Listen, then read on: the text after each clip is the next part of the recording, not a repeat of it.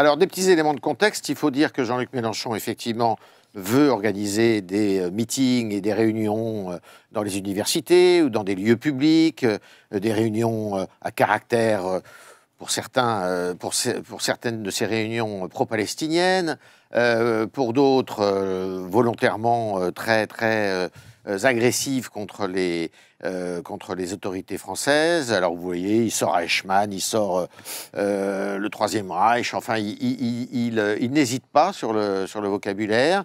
Et là, il se met une partie de la classe politique à dos, une grande partie, sauf, vous avez vu, ces députés qui sont comme un seul homme derrière lui. Louis Osalter, qu'est-ce qu'il veut faire ? En fait, c'est assez classique dans l'électrocardiogramme, j'allais dire, de Jean-Luc Mélenchon, dans sa vie politique. Entre deux élections présidentielles, il va à fond dans la conflictualité. On a déjà connu ça sous les quinquennats précédents. Il voulait mettre tout le monde sur les Champs-Élysées. Ouais, notamment. Puis rappelez-vous de La République, c'est moi, de toute la série d'outrances qu'on avait également connue il y a plusieurs années.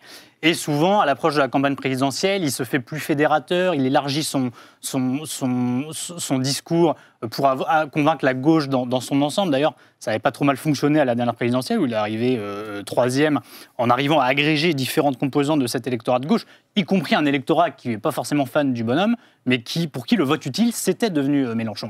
Là, on est reparti dans la phase où, effectivement, il conflictualise, il saisit toute occasion pour dérapage, j'aime pas le mot, mais en tout cas pour aller dans l'outrance, pour aller dans l'exagération et pour enflammer le débat public.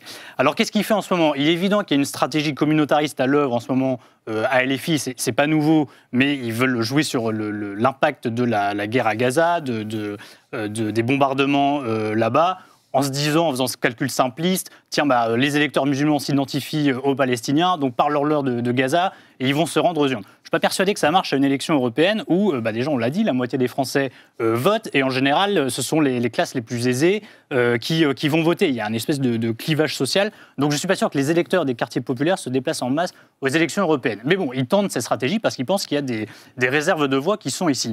Et puis ensuite, il y a le fait de préempter la place à gauche pour la présidentielle. Il y a quand même un adversaire qui s'appelle François Ruffin, dans son camp, son équipe vient de publier un sondage réalisé par l'Institut Cluster 17 qui montre qui montre que Ruffin peut se qualifier pour le second tour de l'élection présidentielle face à Marine Le Pen, et deuxièmement, qu'il peut battre Marine Le Pen dans un second tour. Et le même sondage montre que Jean-Luc Mélenchon, ne passe pas le premier tour, et en cas de second tour, est battu par Marine Le Pen. Et il est battu largement, parce que Mélenchon, il polarise beaucoup plus contre lui que Marine Le Pen. Quelque part, c'est devenu le nouveau Jean-Marie Le Pen dans le rejet qu'il y a dans une grande partie de la population et de la classe politique à son égard, parce que ses outrances, parce que ses exagérations, parce que le personnage qu'il est devenu. Donc la stratégie pour exciter quelque part une réserve électorale provisoire, pourquoi pas, mais pour gagner une présidentielle, c'est absolument contre-productif. D'accord avec ça, Guillaume ? Oui, je suis assez d'accord. Je pense que Mélenchon met en application la thèse de ce livre qu'il a maintenant il y a une quinzaine d'années, mais qui est essentiel pour comprendre ce que c'est que le populisme, qui sont les ingénieurs du chaos de Giuliano d'Ampoli, et il explique que le ressort profond... Celui qui a écrit Le Mage du Kremlin. Absolument, c'est aussi lui qui a écrit Le Mage du Kremlin, et il raconte que le ressort profond du populisme, c'est la colère, c'est la rage. C'est-à-dire que...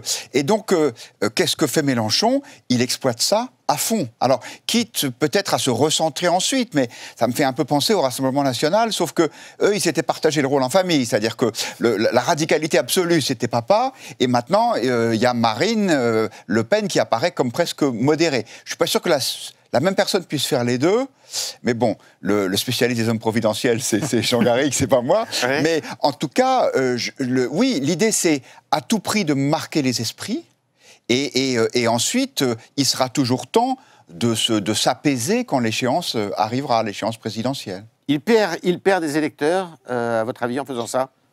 Actuellement.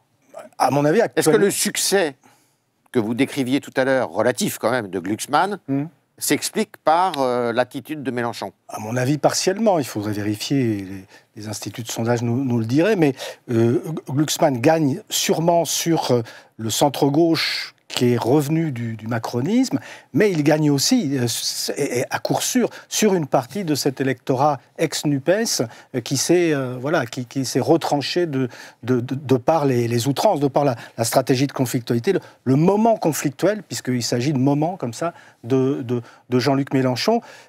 Son discours on parle d'homme providentiel, ressemble trait pour trait à ce qu'était celui du général Boulanger il y a plus d'un siècle, oui, dans les années 1880. C'est une vieille histoire, qui d'ailleurs a été relayée aussi par l'extrême droite à certains moments, dans les années 30, ou par Jean-Marie Le Pen. On procède par outrance, par provocation, pour cranter comme ça un électorat, se préparer à une échéance. Alors, Jean-Marie Le Pen, lui, ne préparait pas l'échéance présidentielle. Et on sait, il est vraisemblable qu'à proximité de 2027, on va avoir un autre discours de Jean-Luc Mélenchon, sauf que là, il y a une nouvelle donnée, mais vous l'avez dit, c'est François Ruffin. Et on a l'impression qu'avec ce qui s'est passé au sein de la France insoumise, un bloc derrière François Ruffin, avec Clémentine Autain, Raphaël Garrido et son époux dont j'ai oublié le nom, pourtant c'est un prof d'histoire, Alexis Corbière, on a quand même là un frémissement de contestation du leader Maximo. Et là, ça devient quand même problématique. Donc la stratégie communautaire, elle a payé pour les élections de 2022. Je ne suis pas sûr qu'elle paye effectivement pour des élections européennes, je suis même quasiment sûr que non, et en revanche, elle le retranche d'une partie de son électorat, et surtout, elle le coupe de ses lieutenants. Moi, je pense que là, il va, de toute manière, on sait bien qu'on est dans une période là, de recomposition dans tous les camps, et notamment la France insoumise, me semble-t-il. Oui, mais Célestine, il est quand même sûr de lui, c'est-à-dire qu'il fait comme il a fait dans le précédent quinquennat, c'est-à-dire qu'il avait été extrêmement virulent contre le pouvoir, quasi outrancier, là il en rajoute une couche, et néanmoins il était à 600 000 voix du deuxième tour. Hein. Ouais, c'est un excellent tribun, on peut lui reconnaître au moins. Là je pense, sur la séquence notamment de l'Université de Lille, de la conférence annulée, il a franchi un cap en termes de violence verbale qui est assez grave.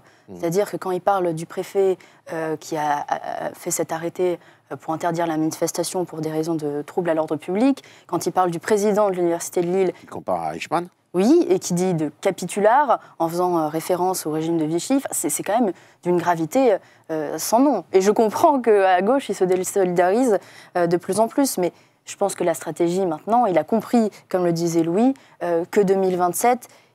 il était dans une position assez fragile. C'est-à-dire qu'au second tour, il voit que face à Marine Le Pen, son plafond de verre est quand même assez rabaissé, que d'autres pourraient la battre et que même à gauche, on est prêt à voter Édouard Philippe pour battre Marine Le Pen. Donc là, il est en train de retracer des lignes de clivage aussi à gauche. C'est difficile pour des socialistes d'aller s'afficher avec un Jean-Luc Mélenchon qui tient des propos comme ça. C'est-à-dire qu'il a compris que l'union se ferait sans lui. Il a compris, il a parlé de Jérôme Gage, de lâche. Donc il comprend que la famille politique de la gauche est déjà dos à lui. Donc là, il trace son sillon pour 2027 et il éclipse au passage Manon Bry, qui est la tête de liste pour les européennes. On n'a pas parlé d'elle une seule fois ce week-end. Et en plus, il a mis en orbite Rima Hassan, qui est 7e sur la liste de LFI, qui a d'ailleurs été convoquée pour apologie du terrorisme et qui a l'air de prendre la place de Manon Bry, parce qu'on ne parle que d'elle. Donc ça doit faire grincer des dents en interne. Alors, deux choses. La première, est-ce que, quand je parle de stratégie payante, finalement, il sait, Jean-Luc Mélenchon, que l'électorat populaire de gauche, il l'a perdu, il est parti chez Marine Le Pen, et qu'aujourd'hui, l'électorat qu'il faut aller chercher, qui est très abstentionniste d'ailleurs, c'est un électorat communautaire, arabo-musulman, voilà. Oui, c'est le pari qu'il fait.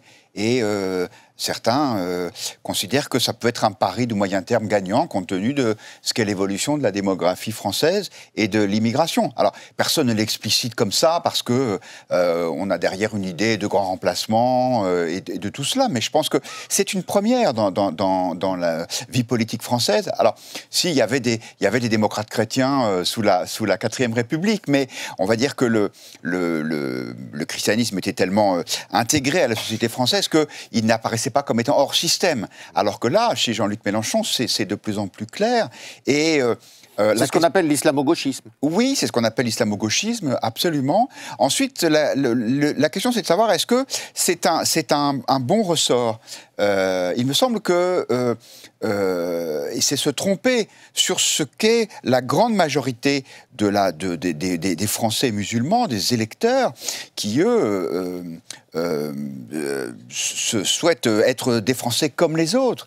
Et donc, en prenant le risque de cette espèce de séparatisme je pense que Jean-Luc Mélenchon peut commettre une erreur. Alors, il n'y a pas beaucoup de sondages qui sont faits. C'est vrai qu'à la présidentielle, c'est de très loin lui qui est arrivé en tête dans le vote musulman d'après les sondages. C'est vrai qu'un grand nombre de députés, la France Insoumise, à commencer par son premier cercle, sont des gens qui sont élus de départements comme la Seine-Saint-Denis, où il y a un grand nombre d'électeurs qui sont probablement, même s'il n'y a pas de statistiques ethniques en France, issus de communautés musulmanes. Voilà, mais ça, c'est une stratégie de niche, à mon avis. Mais quand on veut être président de la République, il faut réussir à transcender tout ça. Est-ce qu'on peut passer d'un communautarisme aussi étroit et virulent à une stratégie de rassemblement? Honnêtement, je ne vois pas. Je trouve que ça ressemble à une impasse, quand même.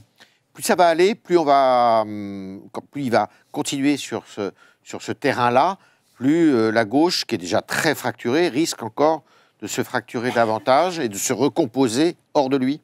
Oui, alors d'autant que le score de Raphaël Glucksmann va beaucoup conditionner la suite, puisque il y a des bonnes fées qui en fait sont de fausses bonnes fées qui se penchent sur le berceau Glucksmann pour dire mais tiens, s'il fait un bon score, on va ressusciter la social-démocratie. Parmi ces gens, il y a François Hollande, notamment, Bernard Cazeneuve qui gravite pas très loin. Voilà. Il y a des gens qu'on connaît depuis longtemps et qu'on a déjà vu aux responsabilités qui se disent ça va à nouveau être notre tour, qui à mon avis font des projections un petit peu rapides sur un score qu'on ne connaît pas encore. Il y en a un qui s'appelle... s'il perd dans les sondages, n'est pas si haut que ça. François H. Il a demandé l'anonymat, on verra pas. Donc ça va jouer dans la recomposition à gauche, le fait que effectivement, est-ce que après Emmanuel Macron, il y a notamment une partie de son électorat qui vient de la gauche, qui se dit il y a une option de centre-gauche qui pourrait exister et qui a besoin de quelqu'un, d'une incarnation.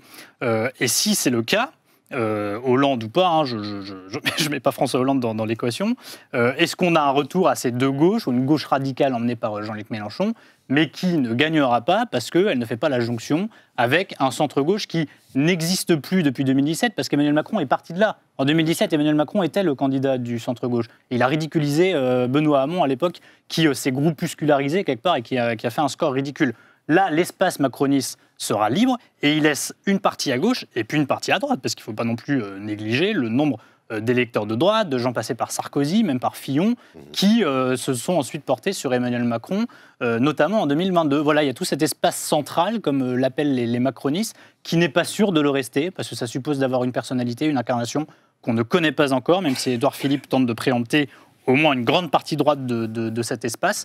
Voilà, est-ce que la gauche le centre-gauche peut se reconstituer à partir de là? On le saura après le 9 juin. Attendons d'abord de voir le score de Raphaël Glucksmann, si vraiment il continue à progresser, s'il arrive à convaincre un nombre croissant d'électeurs de gauche.